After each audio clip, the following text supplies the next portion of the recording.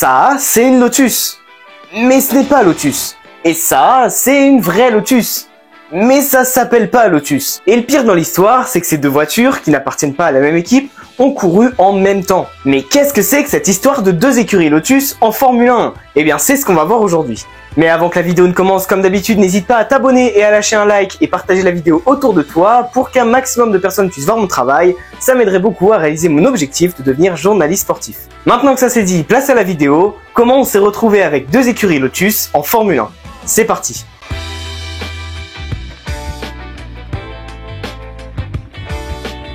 Retour en 2009 où le monde de la Formule 1 est en crise. Vous le savez probablement, mais en 2008, une énorme crise économique a touché le monde entier et la F1 est loin d'être passée à côté de ça. En effet, en raison de ça, deux gros constructeurs ont quitté la F1 comme Super Aguri et Honda en 2008 et en 2009, Toyota annonce également son départ de la catégorie reine, ce qui commence à inquiéter la F1. Et oui, les départs d'équipes se multiplient et pour éviter qu'on se retrouve qu'avec 14 ou 16 pilotes, la FIA lance un appel d'offres pour tenter de regarnir un petit peu le plateau de F1.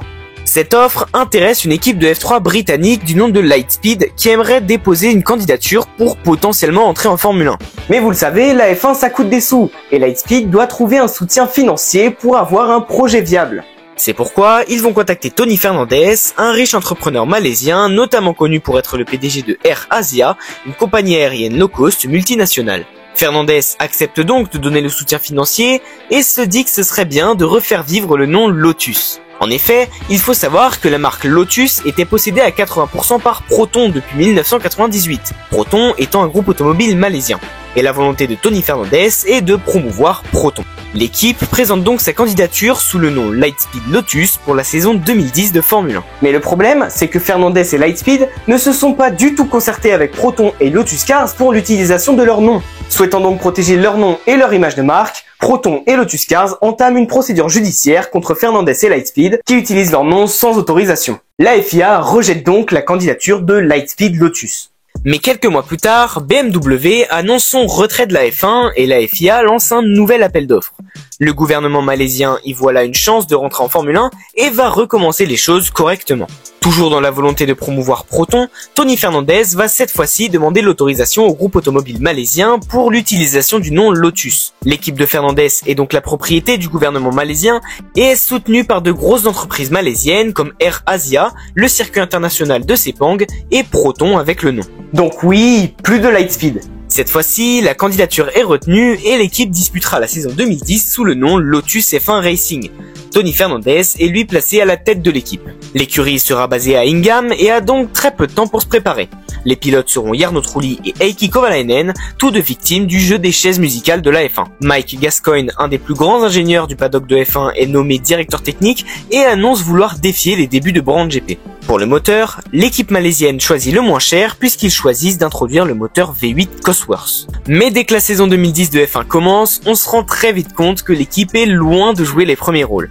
En effet, Lotus lutte pour les dernières places chaque week-end et l'équipe est très loin de jouer les points. En revanche, les Verts sont devant les deux autres nouvelles équipes qui sont Virgin et HRT, leur permettant de décrocher la 10e place au classement constructeur et donc de prendre les millions de dollars qui vont avec. Hors piste, en revanche, l'écurie malaisienne fait encore parler du côté de la justice. En effet, Force India lance une action en justice contre Mike Gascoigne et Lotus Racing, suspectant que le châssis de la Lotus T27 soit directement inspiré de la Force India VJM02 de 2009, voiture qui a réalisé un podium à Spa avec Giancarlo Fisichella. Ce nouveau conflit judiciaire déplaît à Cosworth et le 12 septembre 2010, le motoriste de l'équipe rompt le contrat avec Lotus alors qu'un accord de 3 ans avait été signé. 10 jours plus tard, Tony Fernandez annonce avoir racheté le nom Team Lotus, le nom originel de la marque, à David Hunt. En effet, le frère de James Hunt avait racheté le nom Lotus qui était placé en redressement judiciaire en 1994. Mais comme je vous l'ai expliqué plus tôt, la société Lotus Cars était détenue à 80% par Proton. Le nom Team Lotus appartient donc à Proton et non David Hunt. Du moins, c'est ce que Proton essaye de faire entendre. 3 jours après l'annonce de Tony Fernandez, Proton et Lotus Cars déclarent vouloir empêcher le Malaisien de renommer son équipe Team Lotus en 2011 et revendiquent ce nom. Voyant que la situation sur et en dehors de la piste est loin de s'améliorer et sentant leur image de marque en danger, Proton et Lotus Cars annoncent se retirer du groupe d'actionnaires qui compose Lotus Racing, ce qu'on a vu au début de la vidéo. En plus de ça, Proton et Lotus Cars souhaitent s'engager avec Renault, racheté par Génie Capital pour 2011. Et c'est ce qui se fera, Lotus s'engage avec Renault et devient sponsor titre dès 2011. Si vous voulez, ça fait un peu comme avec Alfa Romeo l'année dernière. L'équipe c'était Sauber, mais la marque Alfa Romeo donnait une grosse somme d'argent pour que l'équipe soit nommée Alfa Romeo. Et bien là c'est pareil, Lotus donne une grosse somme d'argent à Génie Capital pour nommer l'équipe Lotus. Sauf que le problème, c'est que de l'autre côté, Tony Fernandez n'a pas lâché le nom Team Lotus.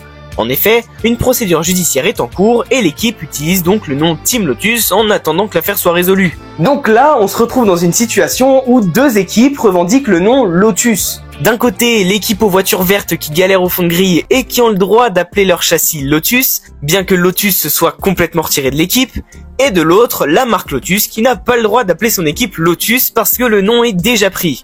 L'équipe s'appellera Lotus Renault Grand Prix pour la saison 2011 en engageant Vitaly Petrov et Nick Heidfeld. Néanmoins, l'équipe obtient l'autorisation de faire une livrée noire et or, mais doit courir sous bannière française. Sur les deux premières courses, les deux podiums récupérés par Lotus, enfin Lotus Renault Grand Prix, les voitures noires et or quoi, seront comptées pour le constructeur Renault et non Lotus. Juste avant le Grand Prix de Monaco, le verdict du juge tombe et Tony Fernandez obtient l'autorisation d'utiliser le nom Team Lotus acheté à David Hunt l'année précédente et avec ça, le logo, l'image de marque, etc. Il est donc le seul à pouvoir nommer ses châssis Lotus et la vraie équipe Lotus doit, elle, garder l'appellation Renault. Et pour ce qui est de l'affaire avec Force India, ça en est où? Et ben là non plus, il n'y a rien eu. Il y a même des ingénieurs de l'écurie indienne comme Mark Smith qui ont rejoint Team Lotus, les voitures vertes. Heureusement, après avoir racheté la marque Caterham au mois de mars, Tony Fernandez annonce vouloir renommer son équipe ainsi pour 2012. Sur la piste, rien ne s'améliore. Une 13e place comme meilleur résultat, mais toujours devant HRT et Virgin, ce qui leur offre un très léger matelas financier comparé aux deux autres équipes du fond de grille. Trulli et Kovalainen terminent 21e et 22e du championnat du monde, et tout rentre dans l'ordre pour 2012. Team Lotus devient officiellement Caterham et Lotus peut récupérer son nom pour la saison 2012. L'équipe sombre dans les profondeurs du classement et se fait de plus en plus devancer par Virgin qui devient Marussia. Caterham finit 11e et dernier du championnat constructeur en 2013 avant de définitivement disparaître fin 2014. Lotus, eux, remportent 2 grands prix avec Kimi Raikkonen avant de sombrer, d'abord financièrement, puis sur la piste et finira par se faire racheter par Renault fin 2015. Et voilà les amis, on arrive au bout de cette vidéo, j'espère qu'elle vous aura plu. Oui, je fais l'outro en voix off parce que j'ai oublié de me filmer à ce moment-là. Enfin bref, si cette vidéo vous a plu, vous savez quoi faire. Je vous laisse à droite de l'écran mes réseaux sociaux, donc n'hésitez pas à aller me suivre là-bas si vous voulez voir plus de contenu. Sinon, quant à moi, je vous laisse et on se retrouve très vite pour une prochaine vidéo. Allez, ciao!